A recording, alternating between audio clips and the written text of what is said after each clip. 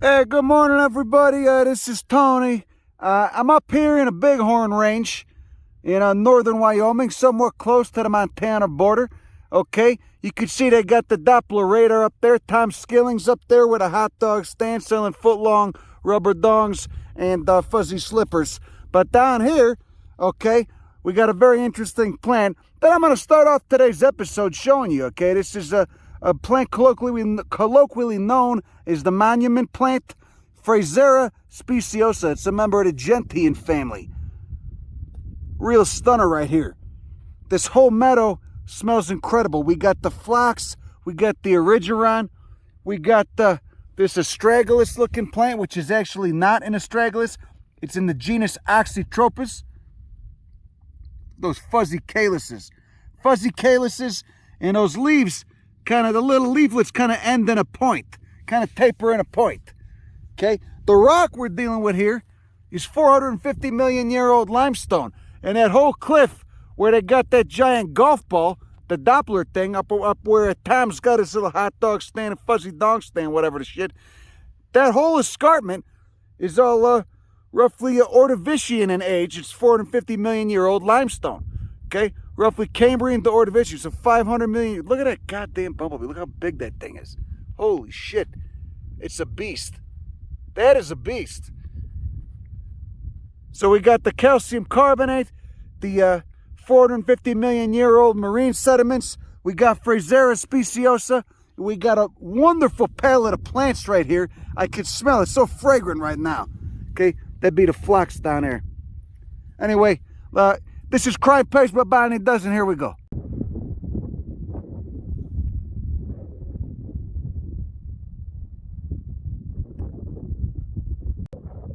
So because the monument plant is such a tower of nectar, it takes a while it takes a few decades in some cases to gather up all that energy, store it in that, store those carbs in that perennial root, and then finally, boom, put it all out at once, just like an agave does. Agaves are giant hearts of sugar. Just giant columns of sugar. And because of all the nectar that they provide in their flowers for their pollinators, whether it's bats or bees, it takes sometimes a few decades to work all that up. Same thing with this Frasera. And that's called being monocarpic. When you live for a number of years and then bloom once and die, it's called being monocarpic. And in the case of Frasera speciosa, some of them can live upwards of 40, 50, I believe one's even been measured at 70 years. There's studies on this that you can read. There's research papers on this that you can read online. Go to Google Scholar and then steal it on Sci-Hub.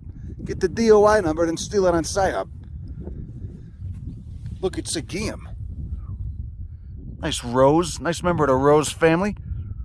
So damn fuzzy. And look at all those bracts.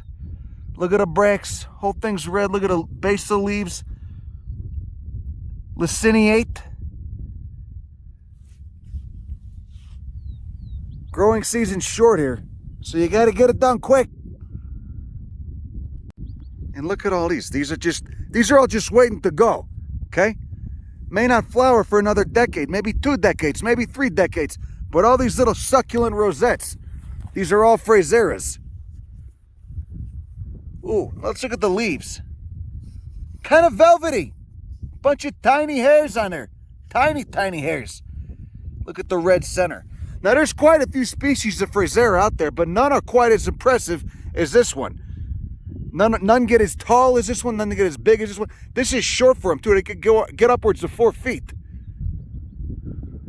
You got gypsum endemic Fraseras. You got limestone endemic Fraseras. You got desert Fraseras. Very cool genus. In a very cool family, the gentian family, the Gentianaceae. Then right here you got a species of bistort. It's kind of a weird name. Sounds like some sort of weird Russian cuisine. Polygonaceae. The buckwheat family. Polygonaceousbastards.com. Turn that flower over, look at it. Peel these back a little bit and you can see it's just like a buckwheat. It's got a bunch of little tiny flowers pouring out of, you got an involucre there? No, they're just coming straight out the peduncle. Look at that, a field of spiraling thieves. Spiral flowered thieves. This is a species of pedicularis from the family of obligate parasites and semi-parasites, Orobanchaceae. You can see that red pigmentation on those frilly leaves. Pinnatifid leaves. Going up the stem, you can see we got bracts. We got trifid bracts. Then we get to that flower spike. You can see what they're doing with those corolla hoods. They got corolla hoods. Bilaterally symmetrical flowers like almost all members of this family, Orobanchaceae. Each flower subtended by a trifid bract. And then they got these kind of twisted, curving to the left, bilaterally symmetrical flowers. And beneath those hoods, you got the style, and then you got the 4 stamens.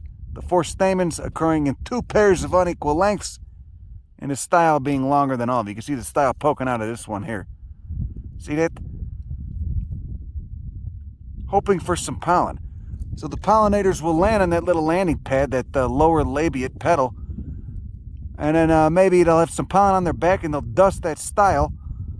But to get the pollen on them, they really got to get up in there. They got to get up in that hood and come into contact with those anthers. Yeah, I figured we'd take a walk up the mountain towards Skilling's hot dog stand and see what else we got going on. It looks like we got this little Eriogonum cespitosum right here.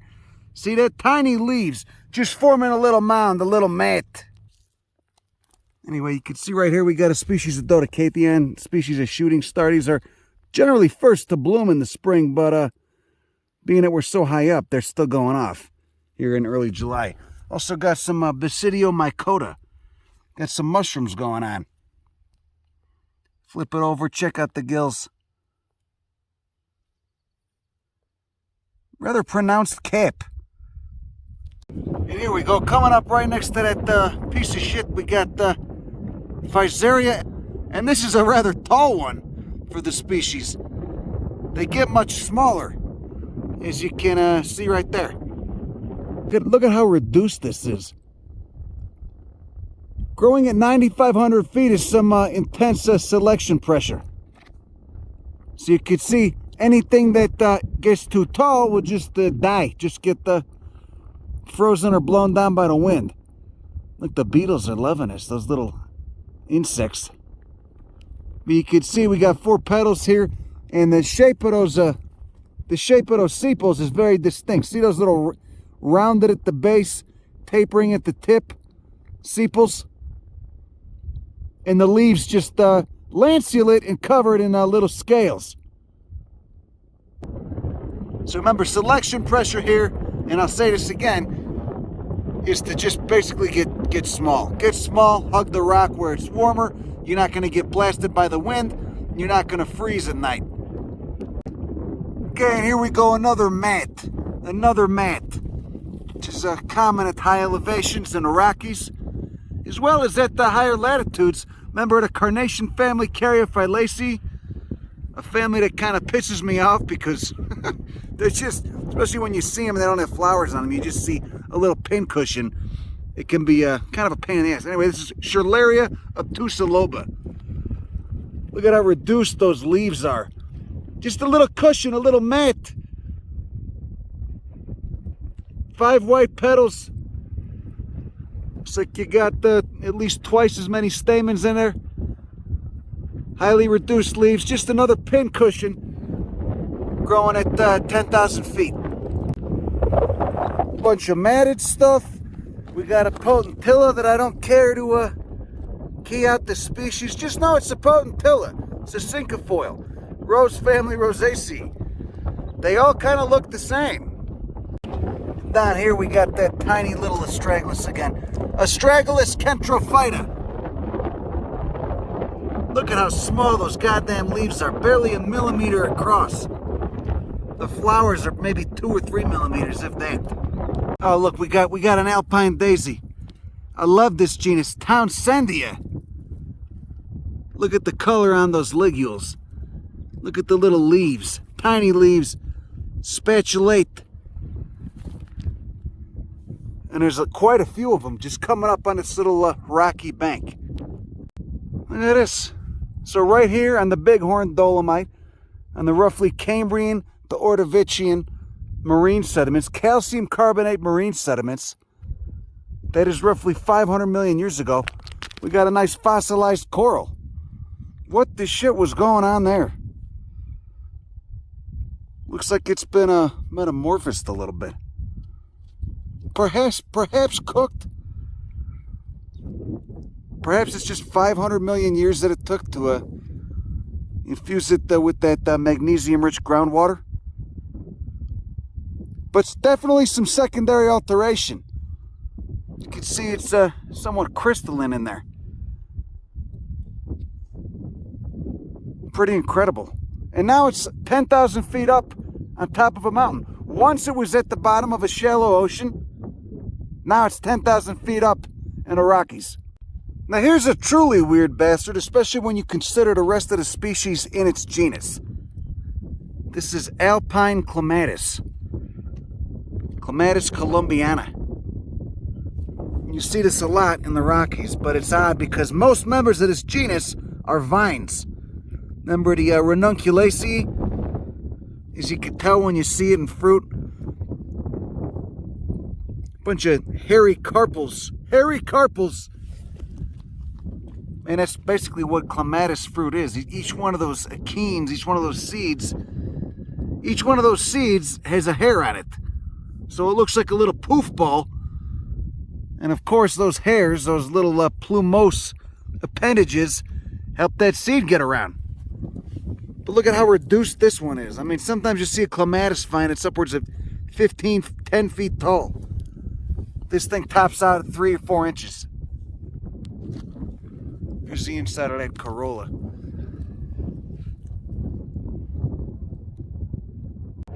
Look at that, the ever so common Dasyphora fruticosa. A shrubby cinquefoil. A shrubby rose. Looks like it's got some interesting beetles on it. Look at that beautiful color.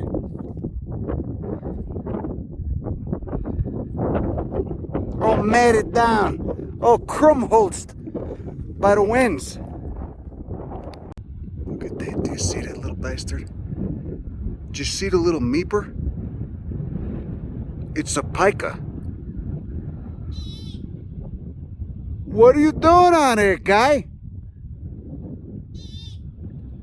You trying to gather up enough leaves for the winter? Do you know who I am? I'm Tony. Nice to meet you.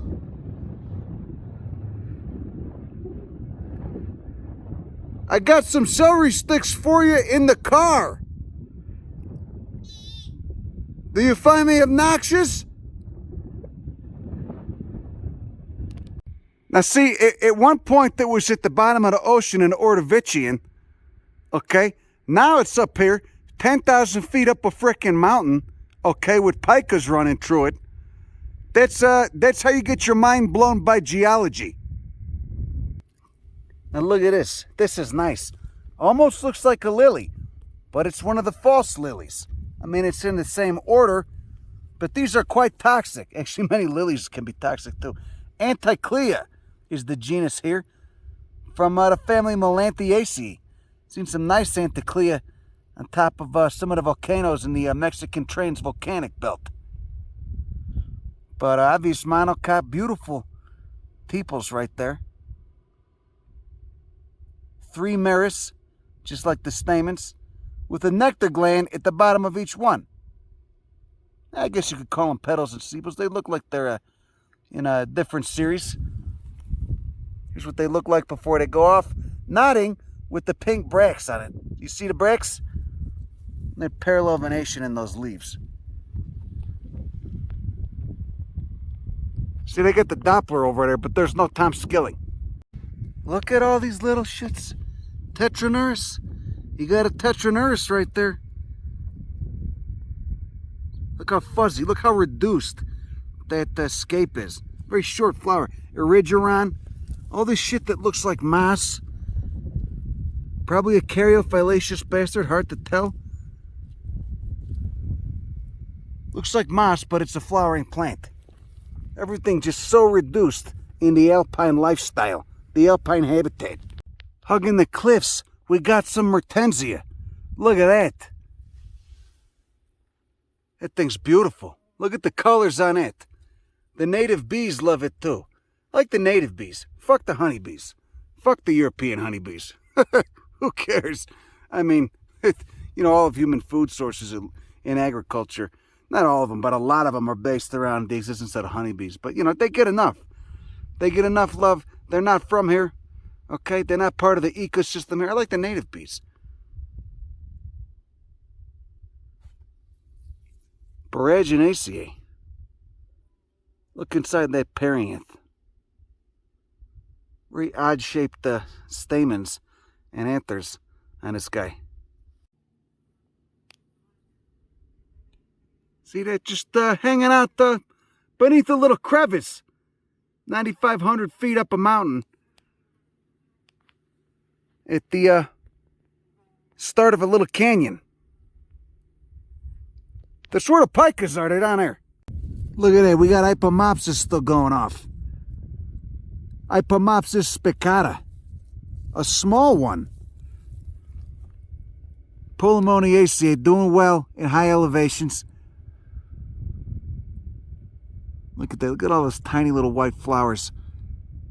5 fused petals poking out of that super compact inflorescence. Woolly as hell. With very triffid and elongated leaves. Alright, this guy's on. This is weird. Tiny little member of the carrot family. It's a tiny Alpine Carrot. Look at it. Almost looks succulent.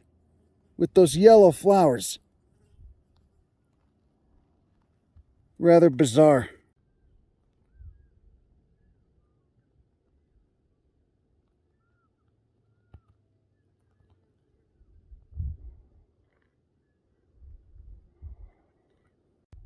See, they got all the poles and with this shit. They got a little shack, so you can find it in the snowbanks. Wonder if they have a Christmas celebration up here. Maybe they get some lights.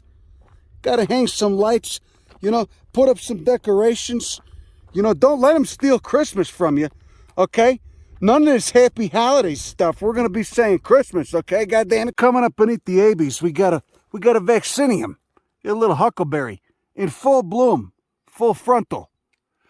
And over here, look, we got a Bistortia again. And we got a Polemonium. Look at the color on that bastard. There's the leaves right down there. Looks so hairy. Look at that. Little creeping blueberry. And look at that. Here's a fucking weird one for you. This one's pretty weird, okay? Especially since most of the other species in this genus are trees. This is in the genus Salix. This is a species of willow. You can see those inflorescences right there. Look at those tiny leaves. Just a little tiny Arctic willow. How about that? Kelseya. Look at that. Here you go. Here's another willow. Look at that. Actually got the stamens out on this one. So wild that a tree can just take on this little... What's normally a tree can take on this little matted form. At high elevations up here at 10,000 feet. And it's a matted rocky habitat. Now this thing is a stunner, and it's just getting going. I've been seeing the leaves everywhere, just looking like little sedum rosettes, but it's not. This is a Alpine columbine. You can see that flower is just starting to open. An Alpine aquilege with a deep purple. Must listen to a lot of Prince.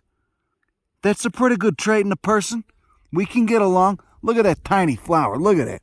Look, just getting going. Let's see if we can find one open. You got 5 little styles poking out of there. Numerous stamens. And, of course, just those weird little rosette leaves that almost look like a sedum. Plus the nectar spurs. You can see those nectar spurs. You can see those spurs. Those spurs are basically just modifications on the petal. See, they're coming out from right in between those sepals. Ugh. What a magnificent bastard of a... What a weird variation on an Aquilegia too, huh? On a columbine. Look, so these beds were originally laid down horizontal. Now they're flipped up almost directly vertical.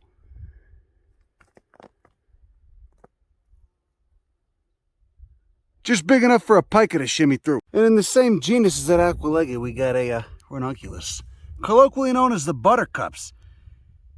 If there was ever a kind of stupid common name, that was one. So many Ranunculus. Namesake genus of the Ranunculaceae. A genus of columbine, delphinium, etc. It's another willow. This one's a little bit taller. It's a little shrub. There's the flowers. Look at it.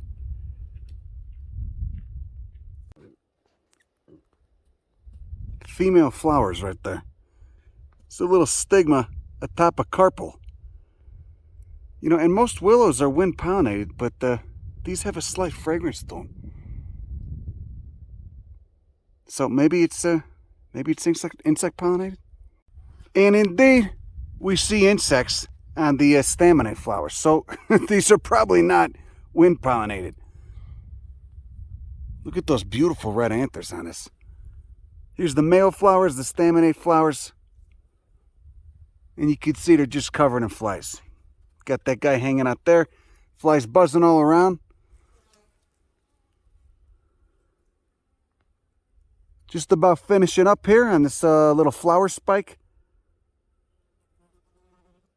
Look at this monstrous Townsendia. Monstrous for where we are. Monstrous for the Alpine zone. Just a little pink daisy, huh? Look at the base of leaves. Kind of spatulate. A spatulate rosette. Get slapped around with a spatula. You ever done that? You ever done it to somebody? You ever had somebody do that to you? Prick. Now you know I love sketchy limestone escarpments. You know I do. And I'm certainly on one right now. But it's worth it to get a look at a fucking banger, okay? This is a member of the Saxifrage family, Saxifragaceae, growing straight out of a crack in the rock. Just like a good chasmophyte. This is Telesonics Heucheriformis. And look at those flowers. Look at those banger flowers.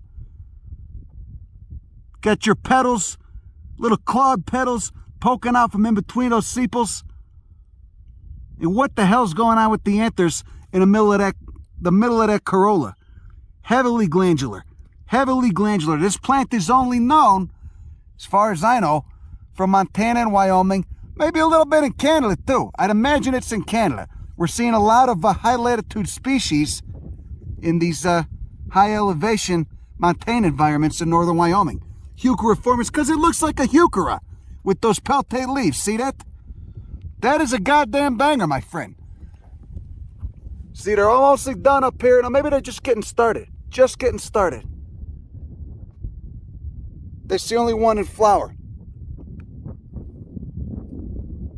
You know, and if you didn't see it in flower, you wouldn't know it was a banger. Just some little green shit growing in the cracks. Look at that. There's that Alpine Aquilegia in fruit. See that? Apocarpus. Like so many Ranunculaceae. Look at that. Five carpels fused into one ovary. That's kind of waxy. Apparently we're a little late for it. But then on that one back down the slope, we were early. Looks like a thunderstorm's brewing. That should be fun. Look at that. The Tetra Nurse is happy. The Tetra Nurse is doing just fine. Growing straight out of the scree. Almost being smothered by the limestone rock. Look at his woolly involucre. Ooh. So up in these alpine environments, you want the good shit, you gotta go to the rocks. I mean, there's good stuff all around, but especially on the rocks, you're gonna find stuff like this. Monotypic member of the rose family, just hugging the rock wall. This is Kelsea Uniflora. Look, almost got a little bonsai thing going on down there. Look at that relatively thick woody trunk for what looks like an otherwise herbaceous plant. This is more of a subshrub. Look at that. How old is that? Looks like it's got quite a few years on it.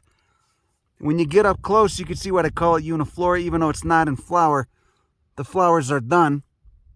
You can see those little leaf rosettes, almost looking like Petraphytum,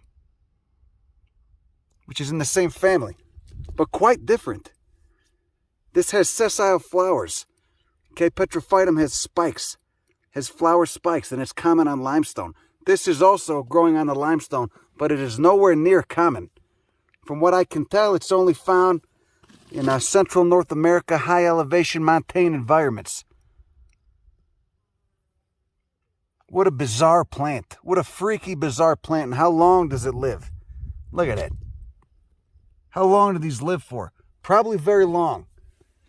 Look at it, just totally hugging the... You got a Telesonics germinating right in the mat. Ah! What a fucking bizarre plant, man. Look at it.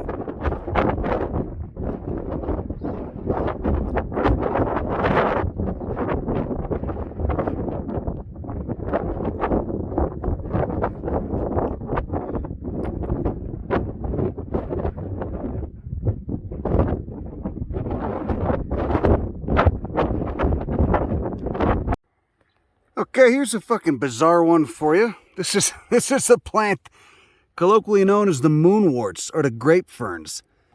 But they're not really that closely related to what most of you would think of as ferns.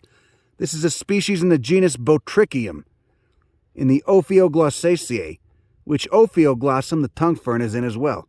And this is the sporophyte. They got gametophytes too. The gametophytes are mycoheterotrophic, so they parasitize fungi in the ground. Then once they get going, they become photosynthetic, and they send up these leaves, and there's the sporophyll right there. There's where the spores come out of. Really weird, really fucking weird plant right there. And thought to be a relatively old lineage as well. Yeah, quite a few of them, just coming up right against the limestone. There's one, there's one. It's like playing Where's Waldo. There's one. Obviously, they got the fungus here. They got the mycorrhizae they need. Because that's the sporophyte. The gametophyte needs the mycorrhizal association. Look, there's that same polemonium. Growing somewhat matted and covered by limestone talus. There's a big sketchy gap in the limestone.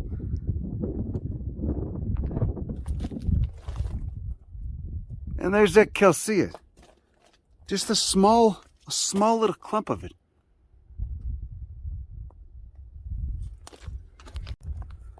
Oh, look, we got a little primrose. Remember the primulaceae? Growing all matted. Tiny pink flowers. Tiny pink flowers. Little spike-like leaves. Lanceolate leaves. Easy to miss. Just coming up on the limestone talus. There's another one right there. See it? Got a nice snowbank up there. Some thunder in the distance. And a killer pedicularis. Look at that. If that's not a banger, I don't know what is. Fuzzy calyces. Got the fuzzy calyx. Cuculate hood. Twisting to the left again, but this one's fuchsia. Then you got those, look at those bracts. Fancy, graceful ass bracts. Subtending each flower. Holy shit. And the lacy. The little lacy, almost the pinnatifid foliage down there. Not bad for a lupin either. Look at that. Silver leaves. Those silver pomade leaves. They look nice with the raindrops on them too.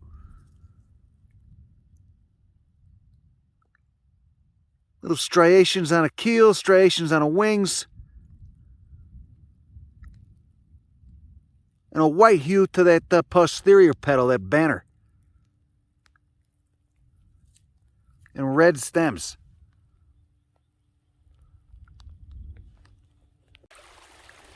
More Dodecatheon, more Martensia. And look at this. This is like lip gloss Castellea. Some of my favorite drag queens will be wearing that. Look at that. They glow pink, prick. Fuchsia. Just got the style, the little green style poking out of those corollas. Peel the bract down. Get a nice picture of the whole flower. Ooh, glandular too. How sticky. Look, a fuchsia dodecatheon too.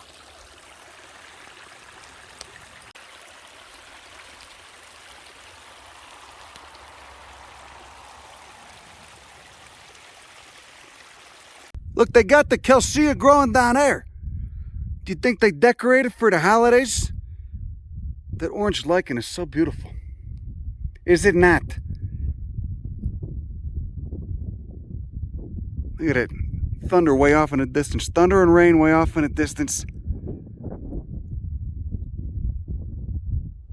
Nothing like watching a giant storm cloud 20 miles away from a mountain. Anyway, that's all I got for you today.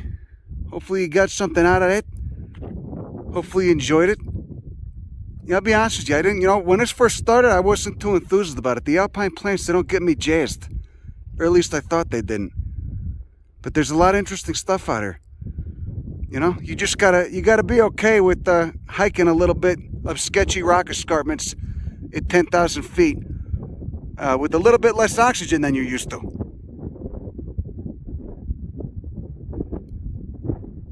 Anyway, I gotta get out of here. Maybe that storm's coming this way. So, you have a good rest of your evening. Go fuck yourself. Bye.